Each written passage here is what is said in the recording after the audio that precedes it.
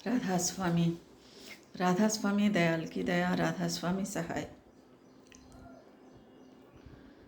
मोहनींद तज उठ मन पापी, अंतकाल पछतावेगा, अंतकाल पछतावेगा। मोहनींद तज उठ मन पापी, अंतकाल पछतावेगा, अंतकाल पछतावेगा। दौलत दुनिया माल खजाना, दौलत दुनिया माल खजाना, माया का सब ताना बाना, माया का सब ताना बाना। इन सब का नहीं कुछ भी ठिकाना, इन सब का नहीं कुछ भी ठिकाना। कोई काम न आवेगा, अंतकाल पछतावेगा। मोहनींद तज उठ मन पापी, अंतकाल पछतावेगा, अंतकाल पछतावेगा। क्यों बैठा है फूला फूला, क्यों बैठा है, क्या बैठा है फूला फूला। क्यों अपने अज्ञान में भूला, क्यों अपने अज्ञान में भूला। क्यों संसार हिंडोला झूला, क्यों संसार हिंडोला झूला। ऊपर नीचे आवेगा, अंतकाल पछतावेगा। मोहनींद तज उठ मन पापी, अंतकाल पछतावेगा, अंतकाल पछतावेगा। सत और असत नहीं पहचाना, सत और असत नहीं पहचाना। रैन दिवस रह सोना खाना, रैन दिवस रह सोना खाना। मनुष्य जन्म सार न जाना, मनुष्य जन्म सार न जाना। जम के जाल बंधावेगा, अंतकाल पछतावेगा।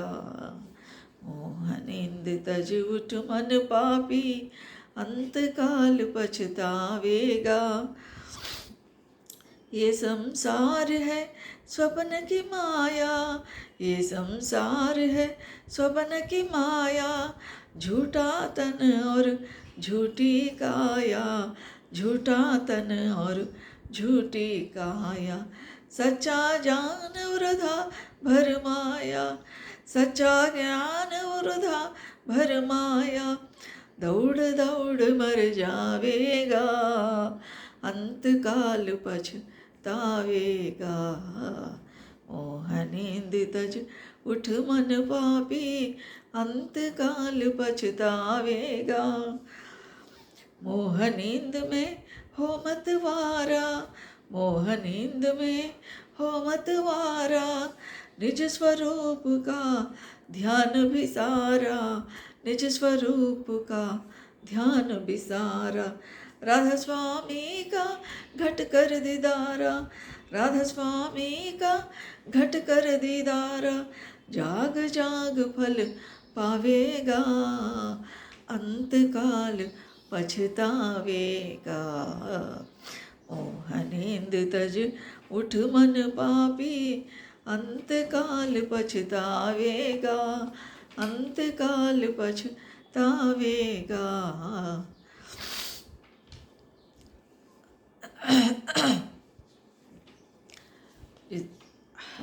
हुजूर महर्षि दाता दयाल शिवव्रतलाल जी महाराज इस शब्द में हमको चेतावनी दे रहे हैं, हमको जगा रहे हैं। कैसा? ये इंसान तू मोहन नींद में सोया हुआ है। मोहन नींद ये नींद को छोड़ दो, ये आलसी को छोड़ दो, नींद को छोड़ दो, नींद में से उठ जा और उठ मन पापी। पापी मन को पापी कह रहे हैं। क्यों? इस मन से कई गलतियां होती हैं, कई पाप होते रहते हैं। कैसा? बिना हम जबान खुले मन में एक बुरी ख्याल आ गया तो भी वह पाप है। किसी के गाली देना, किसी के दुश्मनी करना, दुश्मनी ख्याल, ईर्ष्या करना, द्वेष करना, हिंसा करना, और ये 6 गुण और है, काम, क्रोध, लोभ, मोह, मद, मात्सर्य, ये है घमंड, ये सब जो है दुर्गुण है इंसान के। इसलिए इसको इंसान नहीं छोड़ता है। हम इन गुणों को नहीं छोड़ रहे हैं, इसको अपना कर इसी से हम मज़ा ले रहे हैं। इसलिए मन को पापी कर रहे हैं। हमारा मन जो है जिस चीज़ को छोड़ना है उस चीज़ों को छोड़ नहीं रही, फिर जिस चीज़ों को लेना है वो नहीं ले रही, जिसको छोड़ना नहीं छोड़ती, जिसको लेना वो नहीं लेती। तो ये पाप नहीं तो क्या, ये पाप है। इसलिए मन को पापी कर रहे हैं, क्योंकि ये अज्ञान है, अज्ञानी है, मूर्ख है। कौन सी चीज़ अच्छी है, कौन सी चीज़ हमारे लिए बुरी है, ये सब इसको नहीं। अगर कोई कहे तो भी उन पर ध्यान नहीं देते, अगर ध्यान दिए तो भी उसके ऊपर अमल नहीं करते। इसलिए मन को अज्ञानी और पापी कर रहे हैं, कह रहे हैं। मोह नींद तज उठ मन पापी, अंतकाल पछतावेगा कह रहे हैं। अंतकाल यानी कब? अंतकाल हमारा शरीर जब गिर जाता है, हमारा मृत्यु होने का समय, सब समय समीप आता है, जाने का वक्त आए जब क्या इंसान पछताता है, बहुत पछताता है। मेरा अनमोल जीवन मिला था, मैं ऐसे ही खो दिया, ऐसा कहकर इंसान रोते रहता है। इसलिए जगाने के लिए महाराज हमको ये शब्द लिखे हैं। और क्या कह रहे हैं? दौलत दुनिया माल खजाना, दौलत दुनिया, दुनिया भी और दौलत भी, और दुनिया में जीने के लिए दौलत कमाते हैं, लेकिन हम जो है वही दौलत के चक्कर में फंसे हुए रहते हैं। रोटी कपड़ा मकान के लिए दौलत चाहिए, पैसा चाहिए, लेकिन इंसान का बुद्धि क्या है, इंसान का मन क्या है? और कमाए और कमाए और कमाए, 7 पीढ़ी तक पैसा रहे, मैं कमा के जाऊँ, ऐसा सोचता है। ये दौलत और दुनिया, ये माल खजाना जो भी है, माया का सब ताना, ये सब माया जो है हमारे सामने पर्दा डाल कर रखी हुई है, ज़बरदस्त मोटा पर्दा डाल के रखी है, क्योंकि ये काल पुरुष का सृजन है। माया लोक तो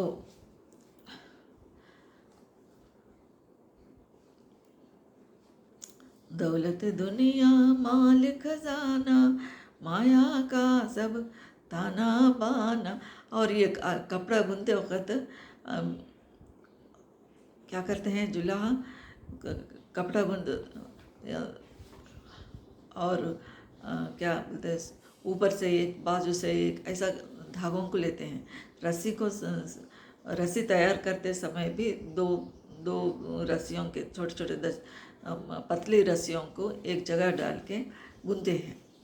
तो इसलिए इसको क्या बोल रहे हैं? माया का है ये सब पूरा जो है। माया हमको एक जगह कर रही है, बांध रही है माया। तो इन सब का नहीं कुछ है ठिकाना, ये सब का, ये दौलत जो है हम छोड़ के जाना है, दुनिया को छोड़ के जाना है। और ये माया के जो भी बंधन है, इन सब छूट जाता है हमारे। हम जाते समय सबको छोड़ के जाना पड़ता है।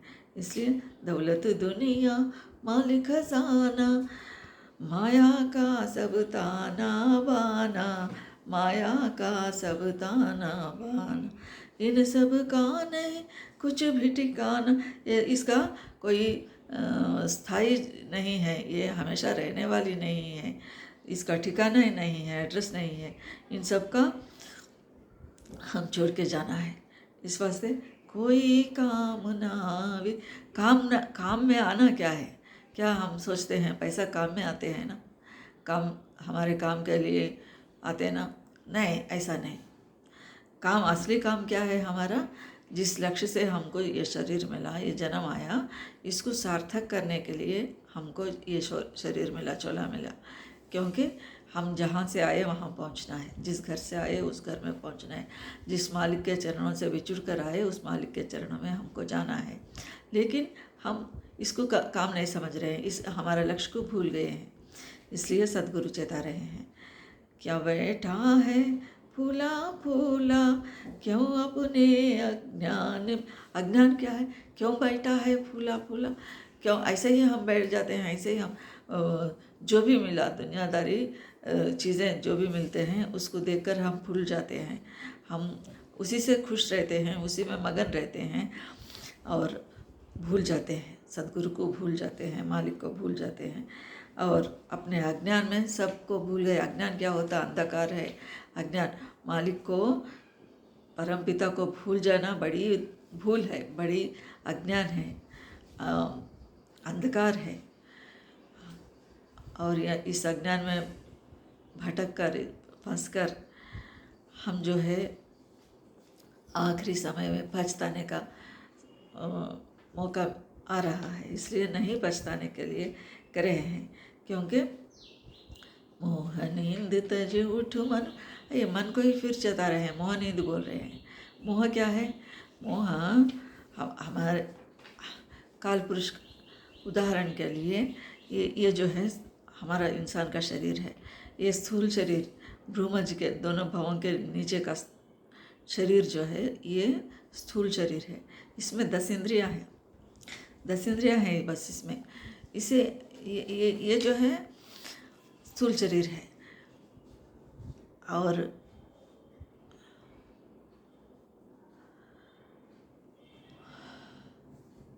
उसके बाद दोनों भवों के बीच भ्रूमज स्थान है, इससे लेकर और हमारा माथे का दूसरा बॉर्डर है वहाँ तक, वो फाल जो है माथा का उस किनारा वहाँ तक जो है ये सूक्ष्म शरीर है। स्थूल शरीर में 10 इंद्रियां हैं, सूक्ष्म शरीर में 9 इंद्रियां हैं। मन चतुष्टय है, भ्रूमज से थोड़ा ऊपर मन चतुष्टय है, मन चित्त बुद्धि अहंकार है। उसके बाद त्रिकुटी स्थान पर सत्रज तम तीनों गुण है, तीनों गुण। और उसके बाद प्रकृति है, निरंजन पुरुष है। इस संसार में किसी का प्रकृति एक दूसरे से नहीं मिलता, अलग अलग होता है, हर एक का प्रकृति अलग अलग होता है। और इसका ये स्थूल शरीर का अधिष्ठाता कौन है, काल भगवान, काल पुरुष। काल पुरुष मोह को सृजन किया है जैसा। इसके बाद माथे,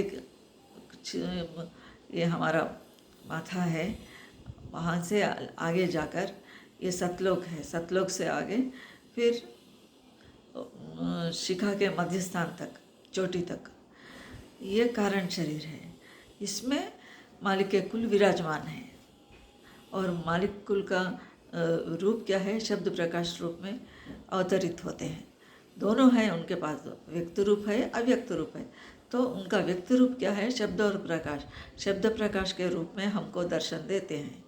और वहाँ चैतन्य शक्ति धारा वहाँ है, वहाँ से उतर कर नीचे आई है, वो भ्रूमज स्थान पर आकर रुक गई है। इसको हम ऊर्ध्वमुख साधन, फिर उलटना चाहिए, उलट कर फिर वो मालिक के चरणों में, हम मालिक में मिलाना है, मालिक के स्थान पर चैतन्य शक्ति में मिलाना है। यही सूरत शब्द योग है, हमको सद्गुरु यही सिखाते हैं राधा स्वामी मत के।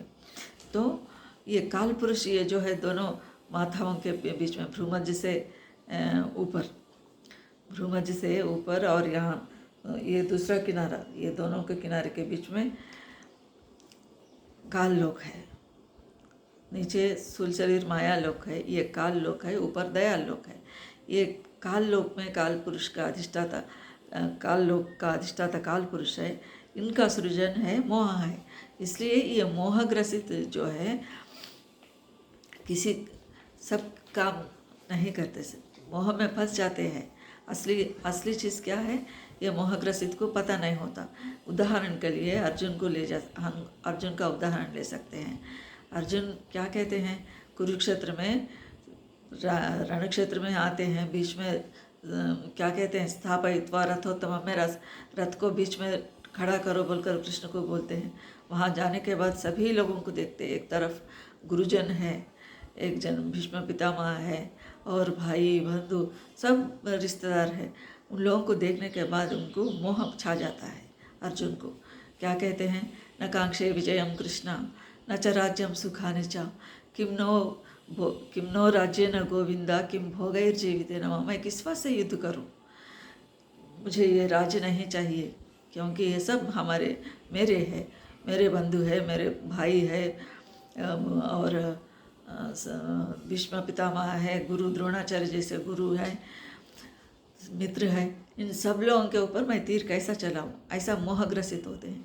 ऐसे मोहग्रसित अर्जुन को श्री कृष्ण भगवान भगवद गीता सुनाते हैं और अपना कर्तव्य निभाने के लिए प्रेरित करते हैं।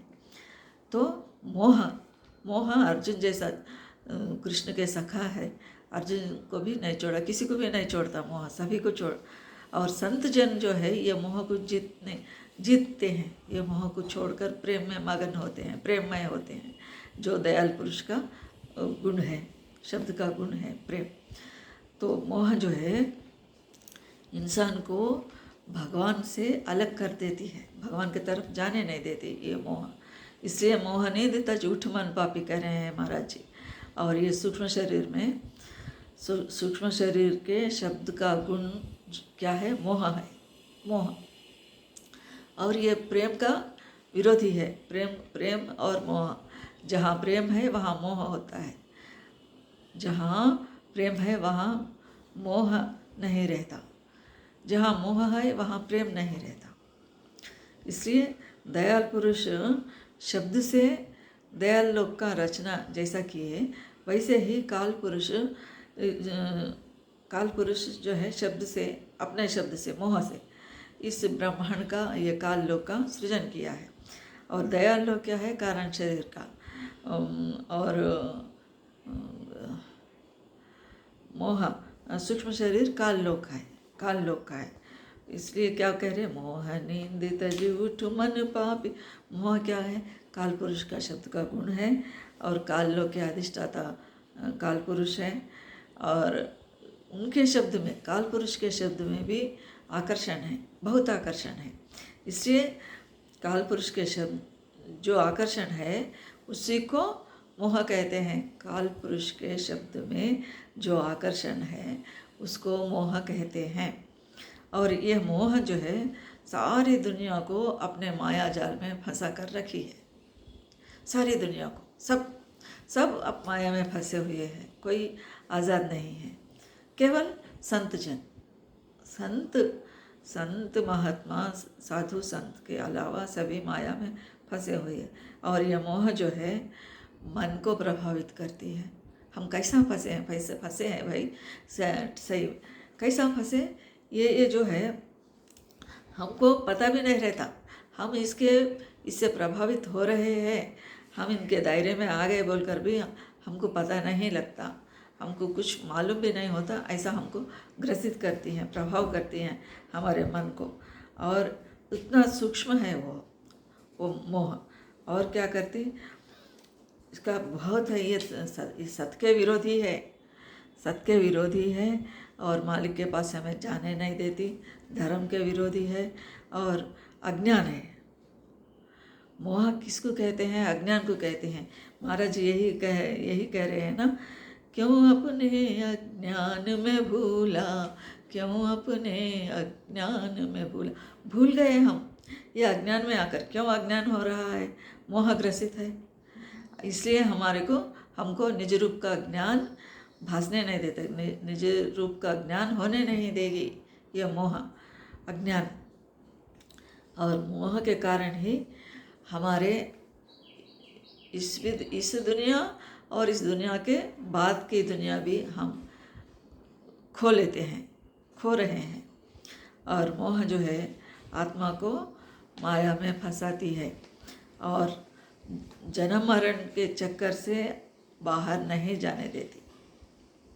जन्म मरण चक्कर में हमको गिरा देती हैं। हम आते रहो, जाते रहो, मरते रहो, जन्मते रहो, आओ जाओ, यही है इसका। और मोह जो है आत्मा के ऊपर माया के खिलाफ रखती है, पर्दा। पर्दा डालकर परमात्मा के पास जाने के लिए, परमात्मा का दर्शन नहीं करने देती। मोह जो है काल पुरुष का अंश है, और इनका जन्मदाता भी काल पुरुष ही है। मोह को, ये मोह क्या करती, प्रेम को खींच लेती, प्रेम को पी लेती। और ये मोह ही इंसान के बड़ी रोग है, बड़ा व्याधि है इंसान को। मोह ग्रसित, मोह से भर जाना, मोह से होना। इसलिए इंसान मोह के दायरे में आकर, मोह के फंदों में आकर क्या हो रहा है, 100 साल के उम्र, 100 साल के हमारा जीवन व्यर्थ खो रहे हैं, नुकसान कर ले रहे हैं इंसान। यह है मोह का। इसलिए मोह को काल पुरुष का सृष्टि है, इसलिए इसको छोड़ना चाहिए। ये नींद, वही बात कह रहे हैं दाता दयाल जी, मोह नींद तज उठ मन पापी। अंतकाल में पछताना पड़ता है, इसलिए ये मोह को छोड़ देना। मोह छोड़ दे। क्यों अपने अज्ञान में भूला, क्यों अपने अज्ञान में भूला, क्यों संसार हिंडोला झूला। ये दुनिया जो है झूले के जैसा है, कभी ऊपर जाता, कभी नीचे आता, कभी ऊपर जाता, कभी सुख आता है, कभी दुख आता है, कभी दुख आता है, कभी सुख आता है, कभी रोशनी, कभी क्या बोलते, कभी रात होता है, कभी दिन होता है। इसलिए ये झूला में, ये संसार जो है झूले के जैसा है, ऊपर नीचे आते रहते, जाते रहते, क्यों इसमें फंसते हो। महाराज जी कह रहे हैं, सत और असत नहीं पहचाना। सत और असत के भी हमको नहीं मालूम, सत क्या है, असत क्या है, ये भी हमको नहीं मालूम। ये मालूम कर लो, बोल रहे हैं महाराज जी। सत क्या है, सत के बारे में कह रहे हैं। सत क्या होते हैं, सत्य जो है सत्संग में 2 शब्द मिला हुआ है, सत्य प्लस संग, सत्संग है। सत क्या है, सत को 7 अंश है, 7 सत के 7 अंग है। सत का पहले अंग क्या है, ये भूतकाल में और वर्तमान काल में, भविष्य काल में, ये तीनों काल में एक जैसा रहती है, समान रूप में रहते हैं, एक समान रहते हैं। कैसा, जो गुजरा हुआ है भूतकाल, अब जो है वो वर्तमान काल है, भविष्य क्या है, आने वाले हैं, पास्ट, प्रेजेंट, फ्यूचर। ये तीनों कालों में जो समान रूप से विराजमान है वो सत है। ये अलग अलग है तो वो असत है। तीनों कालों में अलग अलग दिखाई देता वो असत है। और सत के दूसरा अंग क्या है, सतयुग, त्रेता, द्वापर, बीता, चारों युगों में समान रूपी फैल कर रहती है, एक समान व्याप्त रहती है, वो सत है।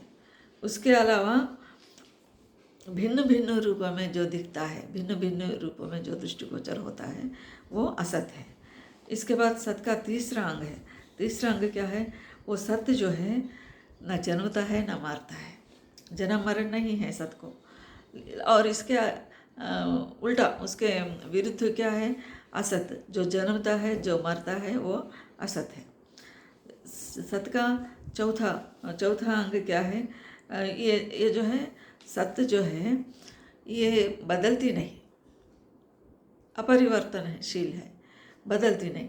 वो असत्य जो है बदलती रहती, एक समय में एक जैसा, दूसरे समय में एक जैसा बदलती रहती, इसलिए ये असत है। और हर इंसान में समान रूप में जो व्याप्त है वो सत है। अलग अलग व्यक्तियों में अलग अलग रूपों में जो दिखाई दे रही है वो असत है। ये जो है सत के बारे में। और सत को ये क्या करना है, हम कौन सा चीज़ सत है, कौन सा असत है, हमको कैसा मालूम है। इंसान को हम जो है, हम वो भी मालूम कर लेना, किस में है, किस में नहीं है, ये सब पहचान कर लेना। ये सत जो है पांच कसौटी में कस कर देखना चाहिए सत को। कैसा देखना? पहले स्थूल शरीर को हम स्थूल शरीर में, सूक्ष्म शरीर में कारण शरीर क्या है हम इससे पहले हम जान लिए। तो उसी को महाराज क्या कह रहे हैं, शब्द प्रकाश रूप में मालिक अवतरित होते हैं कारण शरीर का। इसलिए सत्य कहाँ है, कैसा है, ये इसका क्या है, सत्य क्या है? सत्य का पहली कसौटी क्या है? 3 कालों में समान रूप से है। भूत, वर्तमान, भविष्य 3 कालों में समान रूप जो है वो सत्य है। वो क्या है? मालिक के शब्द प्रकाश, मालिक शब्द प्रकाश रूप में विराजमान व्यक्त हो रहे हैं। इसलिए ये शब्द प्रकाश जो है सत्य है, बाकी का असत है। और सत्य के दूसरी कसौटी क्या है? 4 युगों में एक समान है। शब्द प्रकाश 4 युगों में एक जैसा है। सतयुग, त्रेता, द्वापर, कलयुग, ये 4 युगों में एक जैसा जो है वो सत है। उसके बाद सत का तीसरा कसौटी वो जन्मता नहीं, मरता नहीं, हमेशा रहने वाले भगवान का, मालिक का शब्द प्रकाश ना जन्मती है ना मरती है। इसलिए शब्द और प्रकाश सत है। उसके बाद सत का चौथा कसौटी जो बदलता नहीं, जो अपरिवर्तनशील है वो सत है। जो बदलते रहता वो असत है। और सत के पांचवा कसौटी क्या है? हर एक व्यक्ति में समान रूप में विराजमान है। हर एक व्यक्ति में शब्द प्रकाश बराबर रहता, किसी में कम, किसी में ज़्यादा नहीं रहता, किसी में पूरा है ही नहीं, ऐसा नहीं कह सकते, सब में बराबर है। इसलिए ये सत है। सत का संगत कौन करता है? पहले बाह्य सत्संग में क्या, बाहरी गुरु आते हैं, सतगुरु आते हैं, सत्संग में अपना वचन फरमाते हैं, शिष्य को नाम दान देते हैं। संत मत के 3 स्तंभ है, सत्संग, सतगुरु, सतनाम। सत्संग में सतगुरु अपने वचन फरमाते हैं और नाम देते हैं, इसलिए ये तीनों संत मत के स्तंभ है 3। और ये चेतन शक्ति से धारा निकल कर आई है सूरत, वो आत्मा है, उसको फिर परमात्मा में विलीन करना है। आत्मा को परमात्मा में विलीन करना, सूरत को शब्द में विलीन करना, राधा को स्वामी में विलीन करना। राधा क्यों कह रहे हैं? पर चेतन शक्ति धारा नीचे आई है, धारा को उल्टा करे तो राधा होती, ये राधा को फिर स्वामी में विलीन करना, मिलाना। सत से संगत कौन करते हैं? ये काल मन चतुष्टय नहीं कर सकते, त्रिगुण नहीं कर सकते, प्रकृति निरंजन पुरुष नहीं कर सकते, स्थूल शरीर का 10 इंद्रियां नहीं कर सकते। कौन कर सकते? केवल ये चैतन्य शब्द का धारा जो भी निकली हुई है सूरत, वही सत के साथ संगत कर सकती है। ये असली सत्संग है। सूरत जो है शब्द में मिलना, आत्मा परमात्मा में मिलना ही असली सत्संग है। और आंतरिक आध्यात्मिक सत्संग कहाँ होती? हमारा चौथा पद में होती। इंसान के कारण शरीर में चौथा पद कहते हैं। स्वामी जी महाराज कहते हैं ना, नाम रहे चौथे पद माही, यह ढूंढे 3 लोक में, कहाँ ढूंढते हो तुम? नाम जो है चौथा पद में है कारण शरीर में, वहाँ सत के संग करती है सूरत, ये है। और सुषुम्ना नाड़ी में स्वतः अपने आप निरंतर गूंज रही है शब्द, और उस शब्द को सूरत सुनती है। राधा स्वामी मत में सतलोक यानी चौथा पद में शब्द को सूरत सुनना ही आध्यात्मिक सत्संग है। केवल सूरत ही सत के साथ संगत करती है। इसके बारे में सत कह रहे हैं महाराज जी, सत और असत को नहीं पहचाना। हमको सत क्या है असत क्या है नहीं मालूम, कुछ भी नहीं मालूम। फिर रैन दिवस रहा सोना खाना, रैन रात्रि के समय में सोते हैं, दिन में खाते हैं। रैन दिवस रहा सोना खाना, रैन दिवस रहा सोना खाना, मनुष्य जन्म सार न जान। ये मनुष्य मानव का जन्म का सार हम नहीं जान लिए, लक्ष्य नहीं जान लिए, भूल गए हैं। कोई संत महात्मा के सत्संग में फरमाए तो भी हम सुनकर भी उसको बराबर नहीं सुनते, सुने तो भी अमल नहीं करते। जम के फिर क्या होता है उसके परिणाम? जम के जाल बंधा, यमराज अपने जाल भिजाते हैं, उसमें हम बंदी होते हैं, उसमें फंस जाते हैं। जम के जाल बंधावेगा, ये संसार है स्वप्न की माया, ये संसार है स्वप्न की माया, झूठा तन और झूठा काया, झूठा तन और झूठी काया। ये संसार है स्वप्न की माया। ख्वाब स्वप्न आए तो क्या होता? स्वप्न में क्या दूसरे दिन हमको याद रहता है? स्वप्न में जो भी चीज़ हम देखते हैं ख्वाब में, वो क्या सच होता है? नहीं। ख्याल, जो भी मन का ख्याल होता है वो स्वप्न के रूप में हमको दिखते हैं, वो सच नहीं होते, ये माया होता है। एक दूसरे दिन हमको याद भी नहीं रहता, वो भूल जाते हैं। ये महाराज जी बोल रहे हैं, ये दुनिया भी स्वप्न की माया के जैसा है। स्वप्न के जैसा आंख खुल जाने के बाद कुछ भी याद नहीं रहता। ऐसा ही हमारा आंख बंद होने के बाद कुछ भी साथ नहीं आता, हमारा शरीर पड़े रहता। जान निकल जाने के बाद क्या होता? शरीर को ले जाते, कोई स्पर्श करने के लिए भी किसी को ठीक नहीं लगता। अगर इसमें से प्राण निकल जाने के बाद ले जाकर एक फेंक देते हैं, कोई दहन कर देते हैं, आग से जलाते हैं, कोई पानी में डुबा देते हैं या ज़मीन में गाड़ देते हैं, कोई भी। इसलिए ये स्वप्न की माया, जैसा ख्वाब आती जाती, ऐसे ही दुनिया में जो भी सुख दुख हमारे सामने आ रहे हैं, ये भी ख्वाब के जैसा है, आ रहे हैं जा रहे हैं। हम जो है इसी को सच समझ रहे हैं, इसी के चक्कर में फंसे हुए हैं, वो मालिक को भूल गए हैं। और सद्गुरु सत्संग में जो भी बातें बोलते हैं, फरमाते हैं, हम उसको ध्यान से नहीं सुनते, सुने तो भी उसकी भूल जाते हैं। अगर याद रहा तो भी अमल नहीं करते। फिर उसके परिणाम क्या होगा? अंतकाल पछतावेगा। अंतकाल में आखिरी दिनों में पछताना पड़ता है। आखिरी दिनों में नहीं, आखिरी क्षण में भी पछतावा आती है। क्या बोलकर, हाय राम, मेरा 100 साल का उम्र बेकार चले गया, मैं कुछ नहीं कर सकी, किस मकसद से मुझे मालिक ने इस दुनिया में भेजा है, उसको भूल गया मैं। फिर कब आना, क्या होता, आऊँगा नहीं आऊँगा पता नहीं, फिर इंसान का शरीर मिलता नहीं मिलता पता नहीं, और कौन सा 84 योनियों में कहाँ कहाँ जाऊँ ये भी पता नहीं, कौन से माँ बाप के ये घर में पैदा होता हूँ ये भी मालूम नहीं है। अगर हुए तो भी ये मालिक के याद आता कि नहीं ये भी नहीं मालूम, सद्गुरु के चरणों में जाते कि नहीं ये भी नहीं मालूम, कुछ भी हो सकता है। और इंसान को, हैवान को डिफरेंस क्या है? इंसान को ज्ञान है, बोल सकते हैं, सत्संग में जा सकते हैं और सद्गुरु की सेवा कर सकते हैं।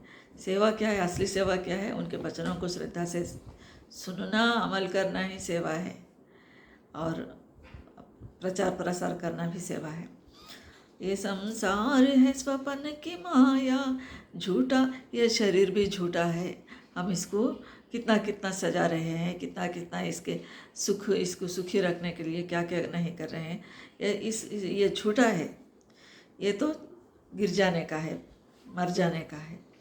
सच्चा जान वृथा बर माया, दौड़ दौड़ मर जावेगा। सच्चा ज्ञान को हम भूल गए हैं, असली पता को भूल गए हैं, असली मालिक को, परमपिता को हम भूल गए हैं, और हम जो है वृथा बेकार भ्रम में पड़ गए हैं। इधर घूम रहे हैं, भ्रमण कर रहे हैं, उधर जा रहे हैं और चक्कर में आ रहे हैं।